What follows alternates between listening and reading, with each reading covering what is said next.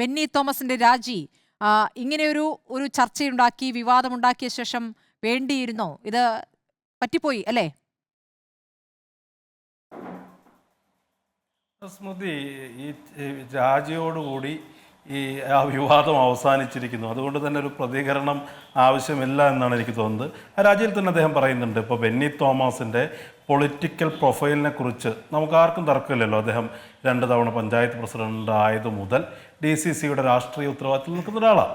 അപ്പോൾ അദ്ദേഹത്തിന് ഈ പറയുന്ന KPCC പ്രസിഡന്റുമായിട്ടുള്ളതൊരു ബ്ലഡ് റിലേഷൻ അല്ല. അദ്ദേഹത്തിൻ്റെ സഹോദരിയെ വിവാഹം കഴിക്കുന്നതിന് മുമ്പേ ഒരു രാഷ്ട്രീയ വ്യക്തിത്വമാണ്.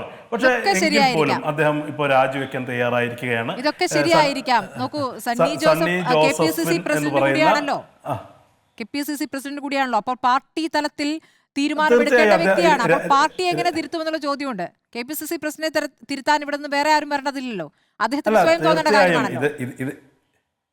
ഇത് രാജിവെച്ചതോടുകൂടി വിവാദങ്ങൾ പ്രാഥമികമായി അവസാനിച്ചിരിക്കുന്നു.